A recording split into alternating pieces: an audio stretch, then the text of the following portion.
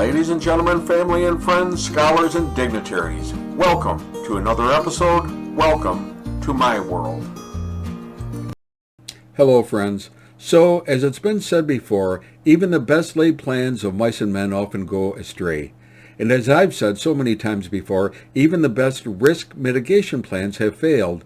And what people don't know, because it's never publicized, is that accidents happen much more frequently than people think. Both normal accidents, such as car crashes, and even more critical and perilous issues as well. For instance, we have over 400 nuclear power plants in the world, and so far we've only had 2 catastrophic power plant meltdowns, but we've also had several more that have sustained minor damage, but not full meltdown yet. Even with the highest levels of security and safety features, we can never predict that they won't fail and cause cataclysmic damage. And in terms of nuclear weapons, of the approximately 15,000 nuclear weapons in the world, there have been at least 32 broken arrows, or lost nuclear bombs, or accidents with the nuclear bombs. And there have been other nuclear accidents as well. Luckily, none have exploded. So even with maximum safety protocol, the unthinkable still happens, leaving us to realize that there is no 100% safe protection against any of this. And that brings us to this finding.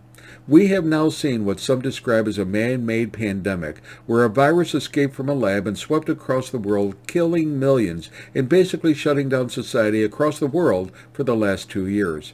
But according to one article, there have now been hundreds of these biological accidents just in the United States labs alone over these past 2 decades, and very few have actually been reported.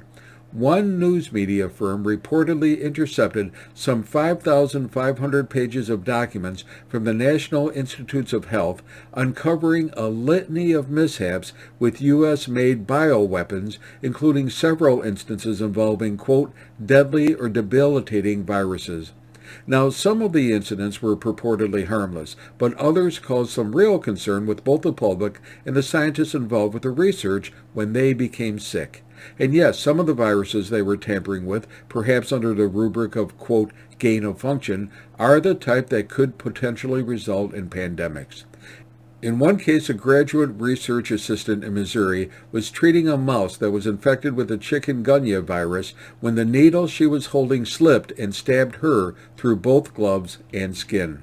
No blood came out, which led the researcher to think that nothing happened, but sure enough, she got sick subsequently, and the university was forced to contend with the fact that a biological weapon had inadvertently infected a person. In numerous other cases, infected animals in similar experiments escaped and ran around buildings, infecting other workers. There have also been test tube incidents where glass beakers and other laboratory wares fell over and broke, releasing the entirety of their contents. And these are just the findings in the U.S. labs. When you add in the fact that there are hundreds of these biolabs throughout the world, remember that even though many of them have a biosafety level of 4, the highest level assigned, many of them are built and housed within urban settings rather than in isolated, unpopulated regions. And now you can begin to see just how dangerous these findings can be. In effect, even the most secure labs by our standards today, labs that are supposed to have been outfitted in such a way as to make it impossible for bioweapons to escape, are ticking time bombs for an accident of epic proportion, should some biological virus or germ or bacterium escape from a lab. In other words, accidents happen, even in facilities which are considered highly secured and utilize the highest levels of safety precautions. But in truth, many of these labs, both within the U.S. and especially in other countries, have patchwork and substandard practices that can place society at a serious risk of another outbreak and even another pandemic. Oh, and a final concern?